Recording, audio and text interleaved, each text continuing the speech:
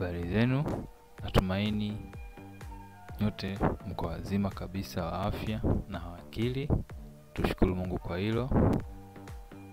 Maana ya video hii ama dhumuni la video hii ni kutoa mafunzo ama kutoa elimu juu ya kitu kinachoitwa AWS ama Amazon Web Service katika nchi ya Tanzania, ama walengwa wakubwa wa video hii nitasema ni haswa ni wa Tanzania, kwa sababu kikitu kwetu ama nchini kwetu bado hiki kitu ni kigeni, bado hatukijui, watu wengi hawakijui. Yani naamini wanaokijua ni wachache sana. Katika 100% naamini hata 10% au 5% wanafika watu wanaokijua. Kwa kuna asilimia kubwa ya watu, kama 90 au 80 ya watu ambao hiki kitu hawakifahamu. Kama hata mtu kumwambia kuhusu AWS, mtu ana kama vile tunaongea kuhusu nini yani haelewi kitu. Kwa dhumuni ya kuchukua video hii ama dhumuni ya mafunzo haya ni kutoa elimu ama kutoa maelekezo jinsi AWS ni nini, inafanya kazi gani, ina faida gani, ina umuhimu gani, ina kazi gani, ama sisi itatusaidia kivipi kwenye maisha yetu ama katika nchi yetu. Je, AWS ni nini?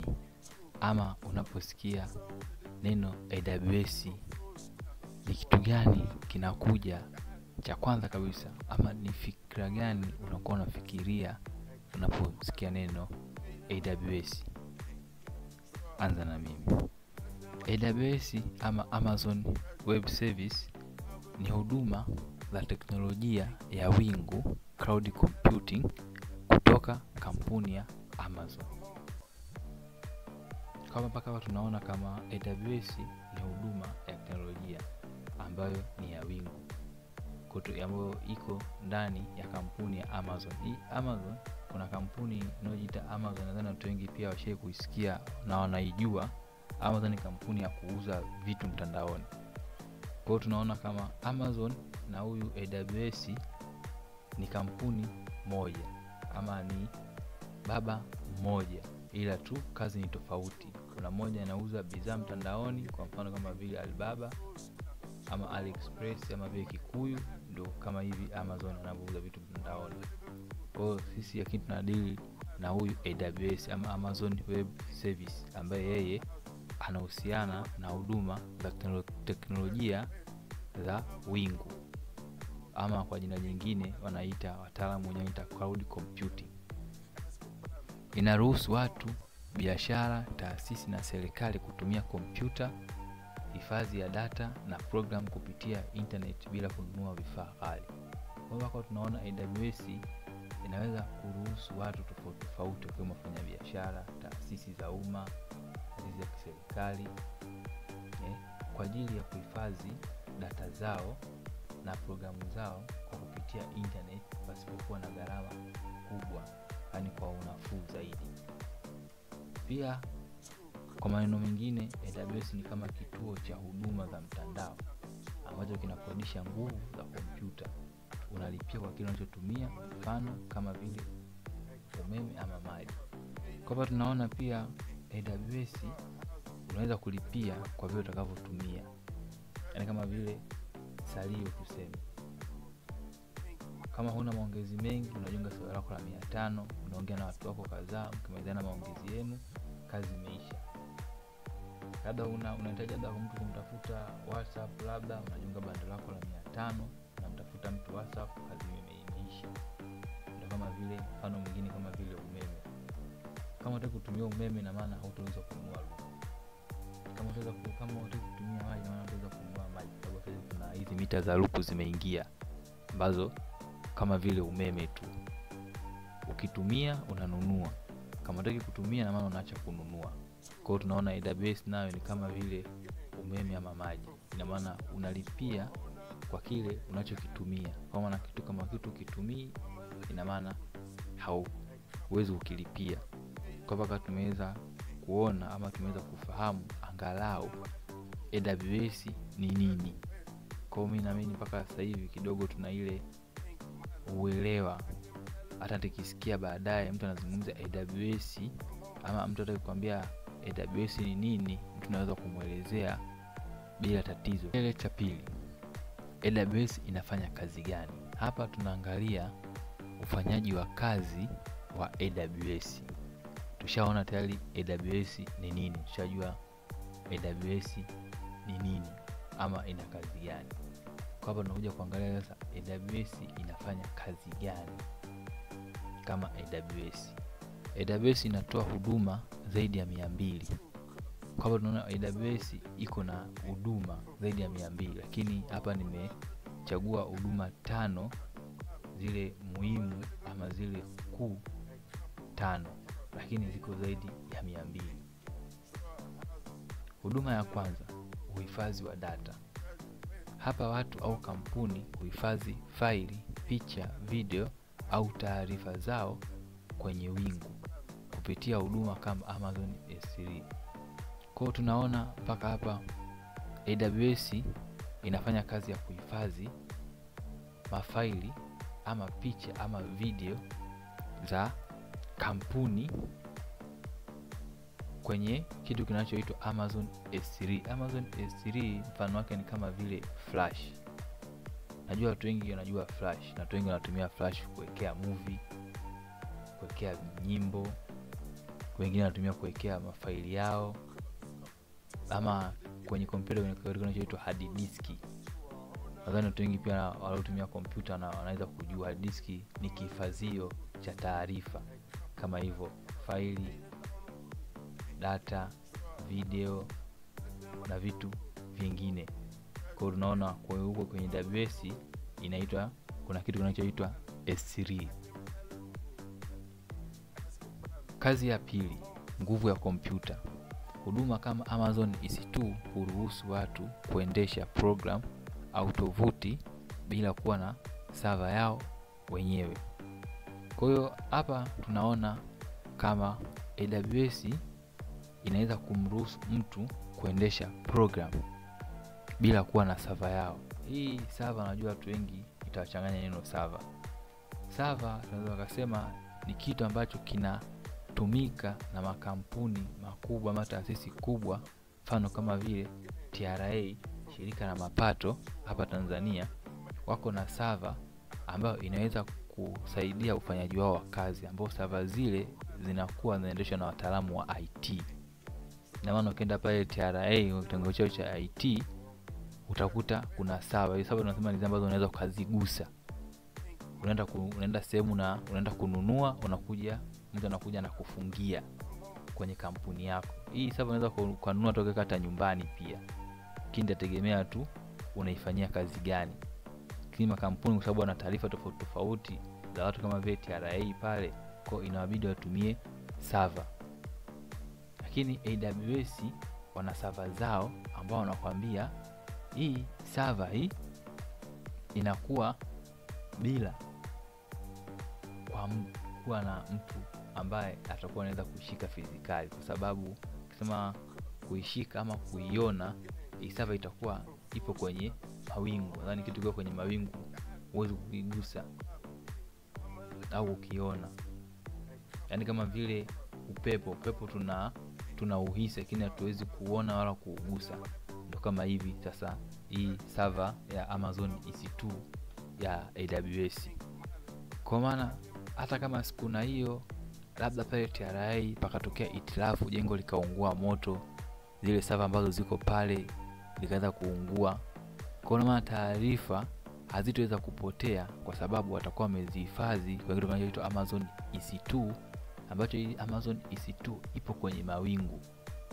Kwa maana wao wataenda tu kule kwenye Amazon EC2 yao, wataenda kuchukua data zao wanazozitaka, shughuli zitaendelea kama kawaida, ama shughuli zitakuwa zinaendeshwa bila tatizo lolote. Hata kama hizi server za hapa physically, server ambazo zipo kwenye ofisi zao zimeungua, lakini bado wana data zao zipo kwenye server ya EC2. Hiyo ni kazi ya pili. Kazi ya tatu, hifadhi data, database. AWS inatoa huduma kama Amazon RDS na DynamoDB kuhifadhi na kusimamia data kwa usalama. Hapa tukumbuke, hapa juu kuna uhifadhi wa data, na hii pointi ya tatu ni hifadhi data. Kwa sababu hapa kuna tofauti, kuna uhifadhi na hifadhi. Database inatumika kuhifadhia na kusimamia data kwa usalama zaidi. Hii huduma inayopatikana kwenye AWS. Inaona kwenye service nyingine ama sehemu nyingine huwezi kupata huduma kama hii. Hii inapatikana AWS. Tukija kazi ya 4, usalama. AWS inalinda taarifa dhidi ya wizi, virusi ama uharibifu. Najua kila mtu anapozungumzia usalama anaweza kuelewa. Kwa mfano kama vile simu watu wanaweka password kwa ajili ya kulinda usalama wa taarifa zake kwenye simu yake. Maana hata mtu akishika asiweze kwenda kwenye majina, ama asiweze kwenda kusoma message, ama asiweze kwenda kuangalia picha zake ama video zake. Hii kwa mfano kama vile mtu anapofunga mlango nyumbani kwa ajili ya usalama wa vitu vyake vilivyokuwepo ndani, mtu asije kaingia akaiba. Kwa hiyo huko kwa AWS inakuweza kuindia taarifa zako juu ya wizi.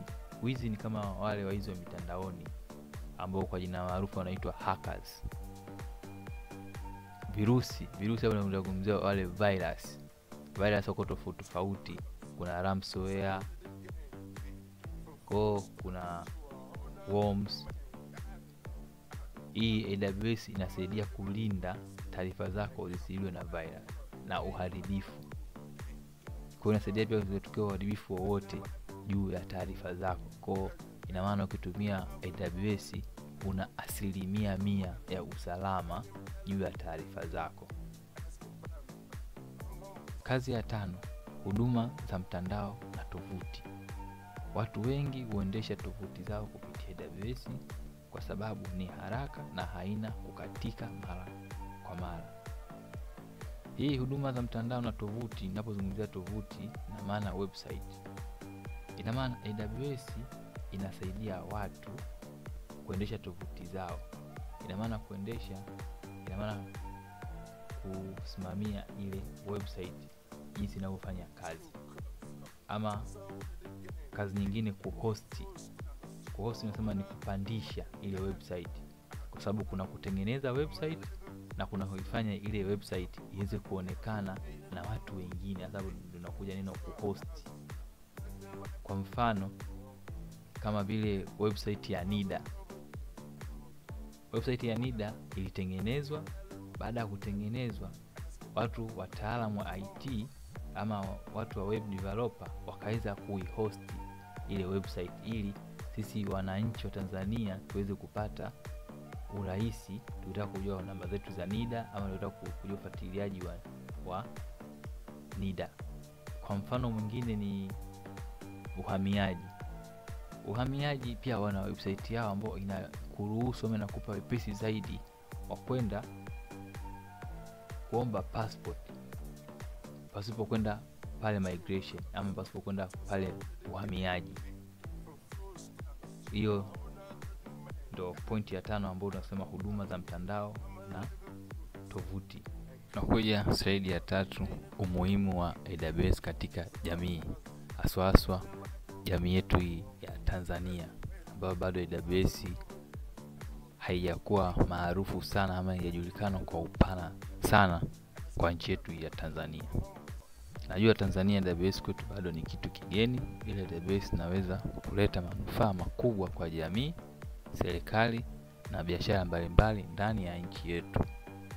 Mfano wa manufaa ambayo AWS inaweza ikaleta kwetu. Mfano wa kwanza, katika biashara ndogo na kati. Badala ya kununua vifaa vya gharama kubwa, biashara zinaweza kutumia AWS kuendesha huduma zao mtandaoni kwa gharama ndogo. Huduma zao zinapatikana muda wote hata kama hawana ofisi kubwa. Hii point imekaaje? Ina maana AWS haijawaacha wafanya biashara. Naweza kusema fanya biashara mimi AWS kwangu mimi siwezi kuitumia. Inaweza kutumika. Fanya biashara lazima uwe na tovuti, ama lazima uwe na website kwa ajili ya kuweza kutangaza bidhaa zako. Kama vile tuchukue mfano website ya Kikuyu ambayo inauza bidhaa mtandaoni. Kama ungekuwa hawana website, wana duka, ina maana kuna wateja wengine wasingeweza kuwapata. Lakini ukiwa na website, ina maana una wigo mpana wa kupata wateja wako. Kwa hiyo hii inazungumza fanya biashara kwenye nyanzo hiyo ama kwenye upande huo, ambao huo ni mfano tu nimeutoa wa website. Pointi ya pili ama mfano wa pili wa umuhimu wa AWS katika jamii ni kwenye elimu. Vyuo na shule zinaweza kutumia AWS kufundisha masomo ya teknolojia ya kisasa, kuhifadhi mitihani au kuendesha mifumo ya wanafunzi. Walimu wanaweza kufundisha masomo ya teknolojia ya wingu. Kwa ina maana tunaona AWS inasaidia vyuoni na mashuleni kuhifadhi taarifa za mitihani ama kuendesha mifumo ya wanafunzi. Nadhani unajua mashule mengi ya kwetu yana wanafunzi wengi. Kwa zile taarifa zao, ina maana ni ripoti, ni matokeo, ina maana ni mahudhurio ya wanafunzi darasani, ina maana walimu watatumia AWS kuhifadhi hivyo vitu. Na pia hapo walimu watatumia AWS kwa ajili ya kuelekeza wanafunzi ama kwa ajili ya kuelekeza ndugu zetu, wadogo zetu, wajomba zetu jinsi AWS inavyofanya kazi, ili hata wakiwa wanakuwa wanaweza kujua AWS ni nini na AWS inafanya kazi gani. Kama vile mtu anavyosoma TEHAMA, anavyosoma civics, anavyosoma Kiswahili. Kwa walimu watakuwa wanafundisha AWS kama vile somo shuleni, ili hata mtu akikua akimaliza shule anaweza kutumia AWS kama vile njia kujipatia ajira. Mfano wa tatu ama umuhimu wa tatu ni serikali na taasisi. Serikali inaweza kutumia AWS kuhifadhi taarifa kwa usalama, kutoa huduma za kidijitali na kurahisisha upatikanaji wa taarifa kwa wananchi. Ina maana serikali pia inaweza kuhifadhi data zake ama taarifa zake kwa usalama zaidi, kama tulivyoweza kuona hapa kuhusiana na usalama kwenye hii kazi ya AWS ambayo tulisema inalinda dhidi ya wizi, virusi na uharibifu. Kwa tunaweza kuona hapa pia ni umuhimu kwa serikali, pia inaweza kutumia AWS kwa ajili ya kuhifadhi taarifa zao, ambayo inakuwa ni salama zaidi zikiwa kwenye AWS. Umuhimu wa tano ama mfano wa tano ni vijana na wajasiriamali wa kidijitali. Vijana wanaotengeneza app, tovuti ambazo ni website au mifumo ya biashara wanaweza kutumia AWS kwa gharama nafuu. Inawezesha kuanzisha mradi kutoka popote, hata kijijini, ili mradi tu kuwe kuna internet. Kwa hapa tunaona kwamba vijana pia wanaweza kujiajiri kwa kupitia AWS kwa mfumo wakiwa wanatengeneza website za watu, wasipate shida ya kwenda kutafuta sehemu ya kwenda kuhosti. Wanatumia AWS kwa ajili ya kuhosti ama kwa ajili ya kupandisha hizo website za wateja zao ama wateja wao waliokuwa ama waliohitaji kuwatengenezea. Pia tunaona hii AWS, Amazon Web Service, unaweza ukaitumia mahali popote, hata kijijini. Umeenda kusalimia nyumbani huko wenyewe, majirani zetu Kenya wenyewe wanasema ushago. Umeenda zako ushago huko kijijini, umeenda kusalimia nyumbani, kwenda kuona bibi babu, unaweza kutumia AWS hata huko kijijini, ili mradi tu uwe na internet, sababu unaamini bila internet hamna kitu kitakachoendelea. Kwa mfano, bila internet huwezi kutumia WhatsApp, bila internet huwezi kuingia Facebook. Yaani kama vile pasipo simu kuwa na salio hauwezi kuwasiliana na mtu. Ndio kama hivi AWS. Kwa pasipo internet AWS haiwezi kufanya kazi. Hizi ndo umuhimu ama vitu muhimu kwa AWS juu ya jamii yetu hii ya Tanzania. Hizi ni baadhi tu, lakini viko vitu vingi ambao vina umuhimu kwetu kupitia hii AWS. Tunakuja slide ya 4 ambao hii tunatazamia ama tunaangalia mfano wa matumizi halisi ya AWS. hii AWS tumeiongea kule, tumeona AWS ni nini, tumeona AWS na kazi gani, na tumeona umuhimu wa AWS katika jamii. Je, ina matumizi gani halisi? Ama ni sehemu gani AWS labda inaweza ikatumika ili tuweze kujua kama kumbe sehemu fulani nao unaweza kutumia AWS. Kwa hiyo tunaona hapa mfano wa kwanza, benki.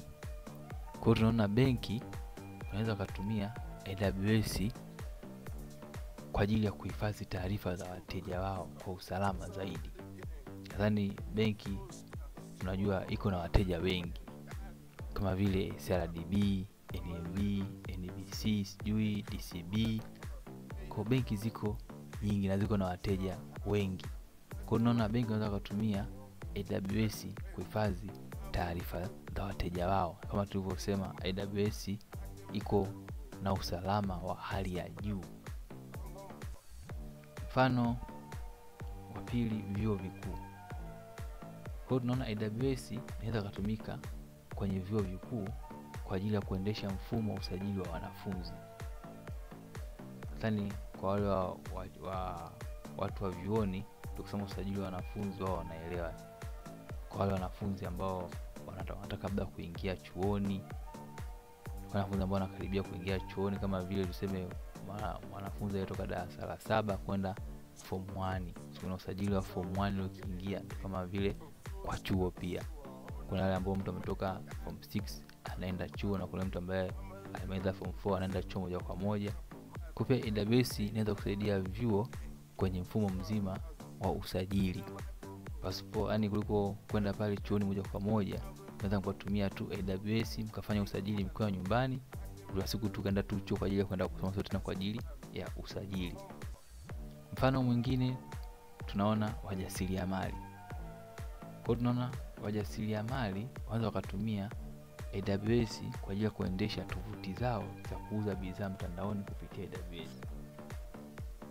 Kwa kama nilivyosema, tovuti ina maana website. Kwa tunaona wajasiriamali pia wanaweza kutumia AWS kwa ajili ya kuendesha tovuti zao, website zao za biashara, kuposti bidhaa zao, kuposti matangazo ya kitu ambacho wanachofanya. Tufanye kama vile wajasiriamali labda wa sabuni wamejiunga kikundi fulani ambacho kinatengeneza sabuni, wakatengeneza tovuti yao kwa ajili ya kuposti bidhaa zao za sabuni tu. Kuona mtu akiwa Dar, mtu akiwa Mwanza, mtu akiwa wapi, utaingia kwenye website unaona huduma zote za wajasiriamali wanazo zitoa kwa kupitia hiyo website. Pasipo yeye kuwa na duka Mwanza, ama pasipo yeye kuwa na mtu Mwanza wa kwenda kumtangazia biashara, lakini mtu ameweza kuona biashara yake kupitia tovuti yake, ambayo tovuti hiyo imeweza kusimamiwa na AWS na pia inaweza kupandishwa na huyo AWS. Mfano mwingine tunaona makampuni ya habari. Makampuni ya habari yanaanza kutumia AWS kwa ajili ya kuhifadhi video, picha na taarifa kwa watumiaji wengi bila matatizo. Sababu nadhani tukisema habari, nadhani watu wengi tunaelewa kuhusu habari. Waandishi wa habari wanakuwa na habari ama taarifa ni nyingi za matukio tofauti tofauti na za mikoa tofauti tofauti. Kwa hiyo ili wasipate shida ya zile taarifa zao, sijui picha zao, video zao kuhifadhi, sababu toka tunakuwa kuna habari tunazipata mpaka leo hii. Kuna habari za mwaka 90, kuna habari za kipindi cha wazee wetu Mwalimu Nyerere wakati anapigania uhuru, zile zote zilihifadhiwa. Lakini kwa sasa hivi tunaweza kutumia AWS kwa kuhifadhi data zile, taarifa zao za zamani na taarifa zao za sasa hivi, ili waweze kupata kwa urahisi, tofauti na ile hebu katafute zile taarifa tuliziweka wapi vile za mwaka 2000 zile za tukio mtoto kufanyaje. Lakini ukitumia AWS hauwezi kujiuliza sana, hauwezi kusumbuka sana, unajua sema tu taarifa zangu nilihifadhi hapa ni hizi hapa za mwaka 2000. Kwa unazichukua unazifanyia kazi. Kwa hiyo pia AWS wanaanza kutumia watu wa habari, na maana kama vile vituo vya habari kama ITV, TBC, TVE, Wasafi, East Africa, wanaanza kutumia AWS kwa ajili ya kuweza kuhifadhi taarifa zao. Tunakuja point namba 5 ambayo inasema Faida za kutumia AWS. Leo tumeweza kuona AWS ni nini, umuhimu wa AWS, mfano wa matumizi ya AWS. Tunakuja kuona hivyo vitu vyote huko juu niweza kuvielezea. Hii AWS ina faida gani kwangu mimi? Kwa mimi kijana wa Kitanzania, hii AWS inaweza kunisaidia vipi kwenye maisha yangu? Inaweza kunisaidia vipi kupata kipato ama kuingiza kipato? Ama mimi mfanya biashara, ama mimi mtu wa kampuni, ama mimi mtu wa serikali, AWS inaweza kaitumia kwenye nini? Na ina kuna faida gani? Kwa hiyo tunaona faida kwanza, gharama nafuu, unalipia unachotumia. Kwa hiyo tunaona kama AWS haiko na gharama na unalipia unachotumia. Hii kama tunakumbuka hapa kwenye AWS nini, kuna kitu tulizungumza kwamba unalipia kwa kile unachotumia, mfano kama vile umeme ama maji. Kwa hiyo tunaja kuona faida ya kwanza, AWS tunaweza kulipa gharama kwa nafuu na tunalipa tunachokitumia. Kwa kama kitu tukitumia na maana tuweze kukilipia. Sababu kama umejiunga kifurushi,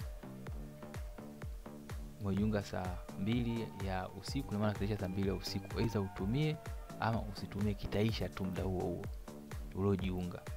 Lakini kwa AWS kama kitu hautumii, hauwezi kulipia, ama ulikuwa unatumia hapo mwisho siku kaacha kukitumia, na maana huwezi kukilipia.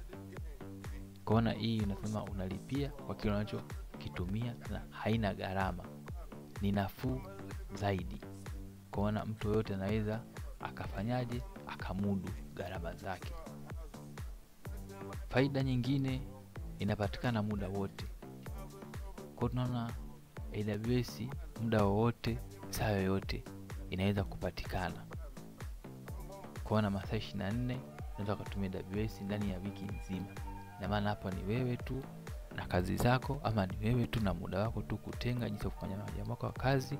Kwenye AWS muda wote utakufanyia kazi, unaweza kuifanyia kazi pasipo shaka lolote ama pasipo kukwama popote. Faida nyingine, inapanuka kwa urahisi.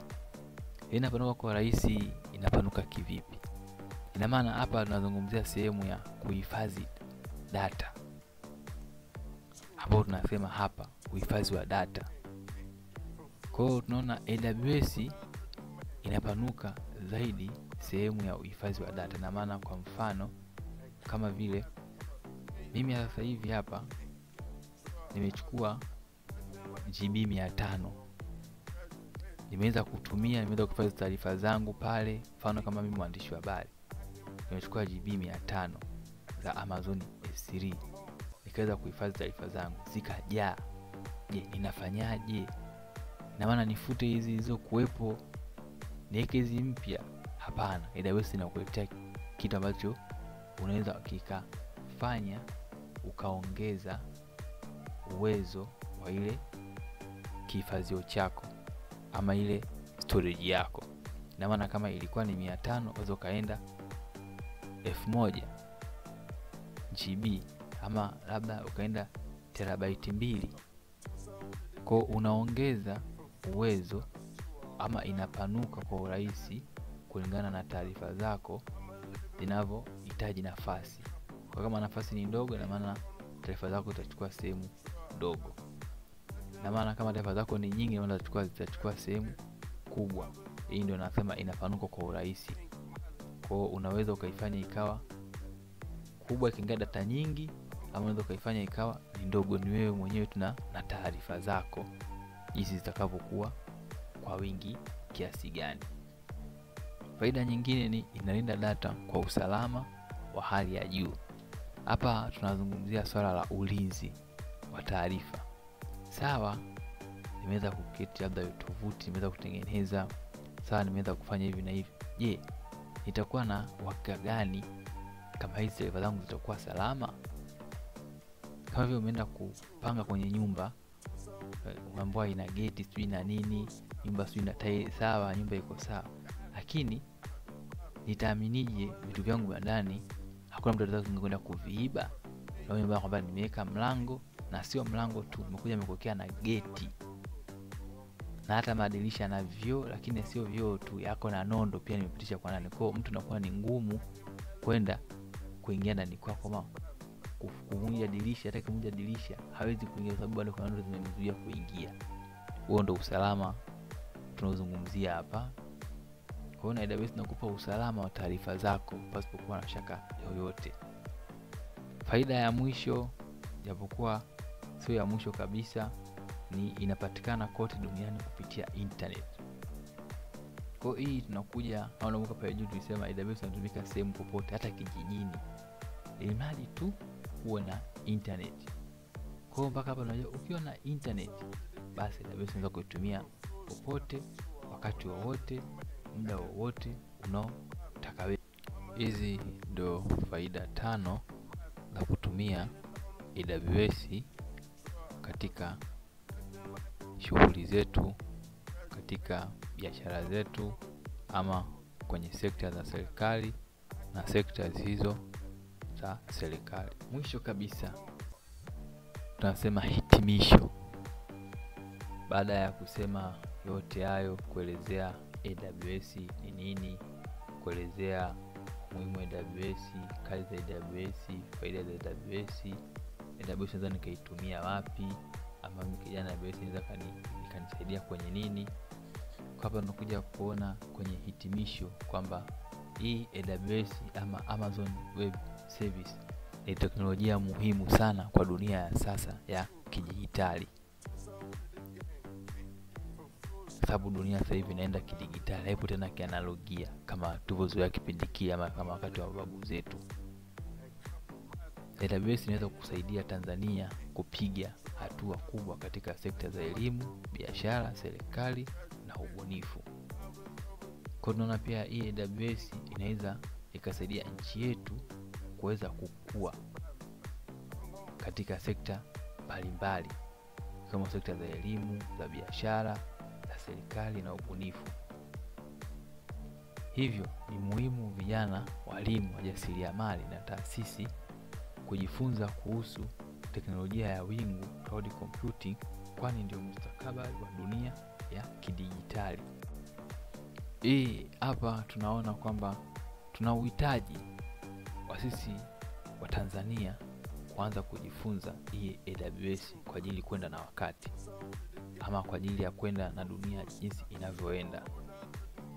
Sababu dunia sasa hivi imebadilika. Dunia sasa hivi mambo mengi sasa hivi yanafanyika kidijitali. Kwa sababu kusema hivyo wanamaanisha vitu vingi ambavyo watu walikuwa wanatumia ama walikuwa wanafanya kipindi kile, sasa hivi vingi vinafanyika kupitia kompyuta au vinafanyika kupitia robot. Kwa mfano, kipindi kile ilikuwa mtu ukitaka kutuma pesa kwenda kwa ndugu ambaye yako mkoani, na maana lazima utume kwa kupitia basi. Lakini sasa hivi kuna mitandao ya simu, Voda, kuna Tigo, kuna Halotel, kuna Airtel, ambao imekuleta urahisi wa kuweza kutuma pesa ukiwa mkoa wowote, sehemu yoyote. Imradi tuwe na simu yako na simu yako iwe na hiyo pesa ambayo unataka kuituma. Mfano mwingine, kipindi kile unataka kutoa taarifa, labda ni ya msiba hiyo taarifa, ama taarifa labda ni ya harusi, ama kwa mtu anataka atoe posa, mtu anataka kumtolea posa labda yako mkoa mwingine, inabidi mtu aandike barua atume kwenye basi. Kama bwana kuna taarifa ya msiba bwana, msiba mzee fulani, au kuna taarifa bwana ya harusi bwana, au kuna taarifa bwana dada yako ameanza kujifungua huku. Lakini mitandao ya simu ikaturahisishia kazi.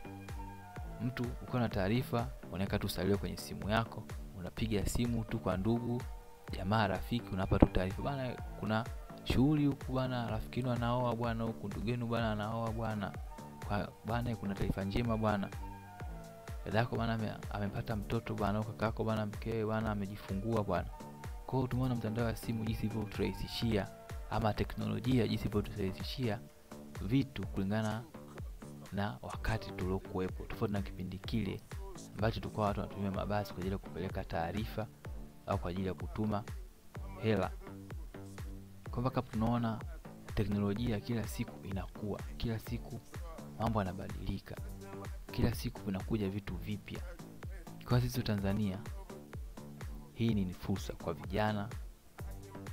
Tuanze kuchangamkia hii fursa ya AWS, ikiwa bado ni ya moto. Sababu bado nchini kwetu bado haijatawala kama kwa wenzetu Kenya, sababu wenzetu Kenya AWS wanaijua muda. Sisi huku bado tuko nyuma, lakini hatujachelewa sana. Tukiamua tunaweza, vijana wenzangu. Fursa ndio hii kwa wale vijana ambao wanasema sijui hamna shughuli, sijui hamna kazi, sijui tupo tu.